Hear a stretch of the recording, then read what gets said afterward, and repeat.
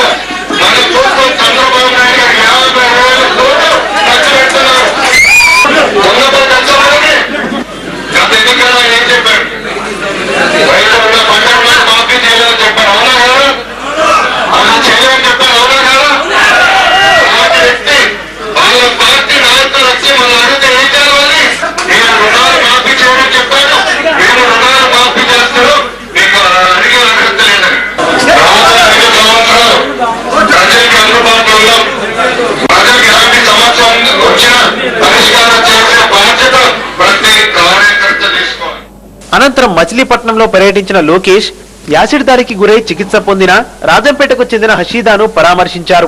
NTR trust వైద్య సేవల కారణంగా ఆ బాలిక మెరుగైన వైద్యం పొందింది.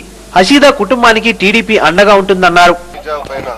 యాసిడ్ దాడి జరగడం జరిగింది. జూన్ నాడు వాళ్ళ అక్క హైదరాబాద్కి వచ్చి పార్టీ ఆఫీస్ కలుద్దాం జరిగింది.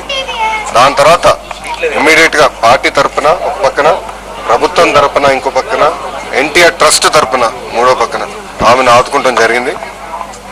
నేను ఆమెకి ఈరోజు హామీ ఇస్తాం జరిగింది. మీ కుటుంబానికి ఆదుకునే బాధ్యత ప్రభుత్వం. అయితే తనకు ఇంకా ప్రాణహాని ఉందన్న బాలిక బాధిత రక్షణ